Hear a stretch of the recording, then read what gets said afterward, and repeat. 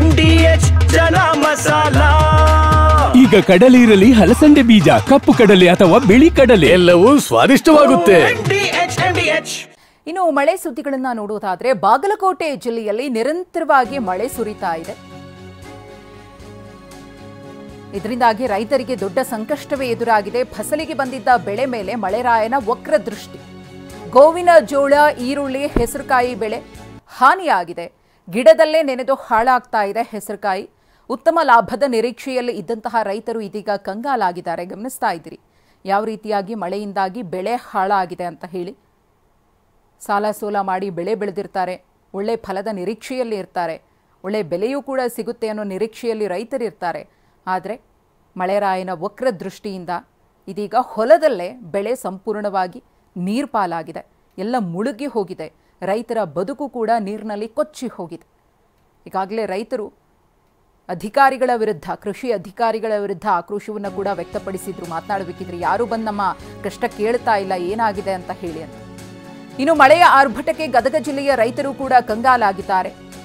180 ಎಕರೆ ಜಮೀನು ಕೆರೆಯಂತಾಗಿದೆ. ಗದಗ ತಾಲೂಕಿನ ನಾಗಾವಿ ಗ್ರಾಮದಲ್ಲಿರುವಂತಹ ಜಮೀನು ಕಬ್ಬು, ಮೆಕ್ಕೆಜೋಳ, ಸೋಯಾಬೀನ್ ಸಂಪೂರ್ಣವಾಗಿ ನೀರ್ಪಾಲಾಗಿವೆ. ಸುಮಾರು 60ಕ್ಕೂ ಹೆಚ್ಚು ರೈತರು ಬೆಳೆದಿದ್ದಂತಹ ಬೆಳೆ ಸರ್ವನಾಶವಾಗಿದೆ.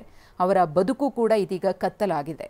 ಬೆಳೆ ವಿಮೆ ಬರ್ತಿಲ್ಲ, ಬೆಳೆ ಹಾನಿಯೂ ನಿಲ್ತಾ ಇಲ್ಲ ಅಂತ ರೈತರು ಆಕ್ರೋಶ ವ್ಯಕ್ತಪಡಿಸಿದ್ದಾರೆ.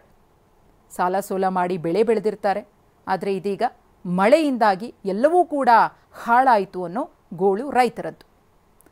ಈ ಕುರಿತು ನಮ್ಮ ಪ್ರತಿನಿಧಿ ಸಂಜೀವ್ ಪಾಂಡ್ರೆ ಒಂದು ಪ್ರತ್ಯಕ್ಷ ವರದಿ ಕೊಟ್ಟಿದ್ದಾರೆ, ನೋಡೋಣ.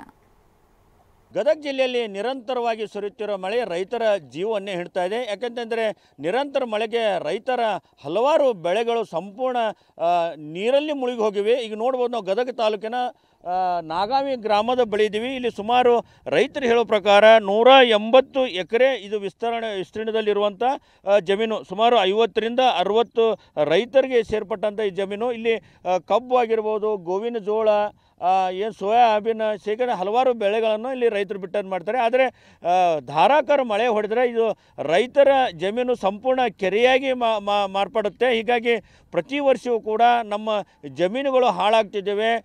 ಸಾವಿರಾರು ರೂಪಾಯಿ ಖರ್ಚು ಮಾಡಿ ಬಿತ್ತನೆ ಮಾಡಿರ್ತೀವಿ, ಅದು ಕೂಡ ಹೋಗಿರುತ್ತೆ. ಅದರಲ್ಲೂ ಕೂಡ ಈ ಬಾರಿ ಹಗಲು ರಾತ್ರಿ ನಿದ್ದೆಗೊಟ್ಟು ಯೂರಿಯಾ ಗೊಬ್ಬರ ತಂದು ಕೂಡಕ್ಕೆ ಅದು ಕೂಡ ಇಲ್ಲಿ ನೀರಲ್ಲಿ ಕೊಚ್ಕೊಂಡು ಹೋಗಿದೆ.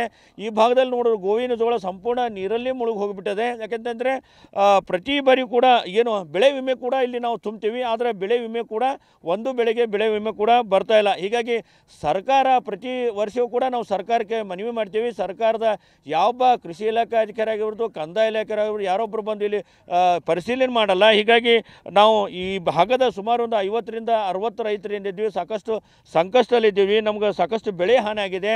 ಆದರೆ ಸರ್ಕಾರ ಮಾತ್ರ ಅಧಿಕಾರಿಗಳು ಕಣ್ಣು ತೆರೆದು ನೋಡ್ತಾ ಇಲ್ಲ ಅಂತ ಆಕ್ರೋಶವನ್ನು ಈಗ ರೈತರು ವ್ಯಕ್ತಪಡಿಸ್ತಾ ಇದ್ದಾರೆ. ಈಗ ಯಾಕೆಂದರೆ ನೋಡ್ಬೋದು, ಸುಮಾರು 180 ಎಕರೆ ಪ್ರದೇಶ ಅಂದರೆ ಈಗ ಹೆಚ್ಚು ಕಡಿಮೆ ಪ್ರತಿಯೊಂದು ಬೆಳೆಯಲ್ಲಿ ಕೂಡ ಮೊಳಕಾಲು ಮಟ್ಟ ನೀರಿದೆ ಅಂತೇಳಿ ರೈತರು ಹೇಳ್ತಾರೆ. ಜಮೀನಿಗೆ ಇಳಿಯೋಕ್ಕಾಗ್ತಲ್ಲ. ಇಲ್ಲಂತೂ ನೋಡ್ಬೋದು, ಸುಮಾರು 1-1.5 ಅಡಿ ಆಳ ಇಲ್ಲಿ ನೀರಿದೆ ಅಂತೇಳಿ ಹೇಳ್ತಾರೆ ರೈತರು. ಕಳೆದ 2 ವರ್ಷಗಳ ಹಿಂದೆ ಇದು ಸಂಪೂರ್ಣ ಕೊಚ್ಕೊಂಡು ಕೂಡ ಹೋಗಿತ್ತು. ಇಷ್ಟೆಲ್ಲ ಆದರೂ ಕೂಡ ಸರ್ಕಾರ ಈ ರೈತರ ಬಗ್ಗೆ ಕಾಳಜಿ ವಹಿಸ್ತಿಲ್ಲ. ಅಧಿಕಾರಿಗಳು ಕೂಡ ಡೋಂಟ್ ಕೇರ್ ಅಂತ ಇದ್ದಾರೆ. ಹೀಗಾಗಿ ರೈತರು ಸಾಕಷ್ಟು ಸಂಕಷ್ಟದಲ್ಲಿದ್ದಲ್ಲಿ ಇಲ್ಲಿ ನೋಡ್ಬೋದು. ಇಲ್ಲಿ ರೈತರು ನಮ್ಮ ಜೊತೆ ಇದ್ದಾರೆ. ಈ ರೈತರನ್ನೇ ಮಾತಾಡ್ಸೋಣ. ಅಜ್ಜರ ಹೇಳ್ರಿ, ಏನು ಪ್ರತಿ ವರ್ಷ ಮಳೆ ಬಂದರೆ ಇದೇ ಪರಿಸ್ಥಿತಿ, ಏನೆಲ್ಲ ಸಮಸ್ಯೆ ಆಗ್ತಾ ಇದೆ? ನಿಮ್ಮ ಬೆಳೆ ವಿಮೆದ ಏನು ತುಂಬ್ತಾ ಇದ್ದೀರಾ, ಬರ್ತದೋ ಇಲ್ಲೋ? ಏನು ಬಂದಿಲ್ಲ ಸರ್, ಏನು ಬಂದಿಲ್ಲ ರೀ. ಈಗ 5 ವರ್ಷ ಆತ್ರಿ ಇದ ನಮ್ಮನೆ ಆಗಕ್ಕಂತತ್ರಿ. ಹಿಂಗಾಗಿ ನಾವು ರೈತರಿಗೆ ಒಟ್ಟ ಯಾರು ದರ್ಕಾರ ಮಾಡಂಗಿಲ್ಲ. ಇಲ್ಲಿ ಬಂದು ವರ್ಷ ಒಂದು 25-30 ಸಾವಿರ ಖರ್ಚು ಮಾಡಿದ್ರು 10 ರೂಪಾಯಿ ಬೆಳೆ ಬಂದಿಲ್ಲ. ಇವೆಲ್ಲ ನೀರಾಗಿ ಮುಣಿಗೆ ಹೋಗತ್ರಿ.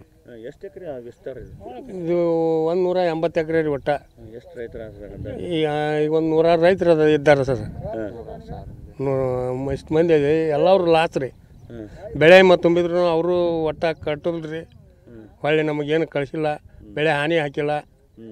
ಯಾರು ಏನು ನಮ್ಮನ್ನು ನೋಡಂಗೇ ಇಲ್ಲ ರೀ. ಮುಂಗಾರಿನಿಲ್ಲ, ಹಿಂಗಾರಿನಿಲ್ಲ ಸರ್. ರೈತರ ಪರಿಸ್ಥಿತಿ ಪ್ರತಿ ವರ್ಷ ಖರ್ಚು ಮಾಡ್ತೀರಿ, ಬೆಳೆ ಇಲ್ಲ, ಅದನ್ನ ಸಾಲ ಮಾಡೋದು ಎಲ್ಲರೂ ತಂದು ಸಾಲ ಹಾಕಿ ಇದನ್ನು ಮಾಡ್ತೀವಿ ಸರ.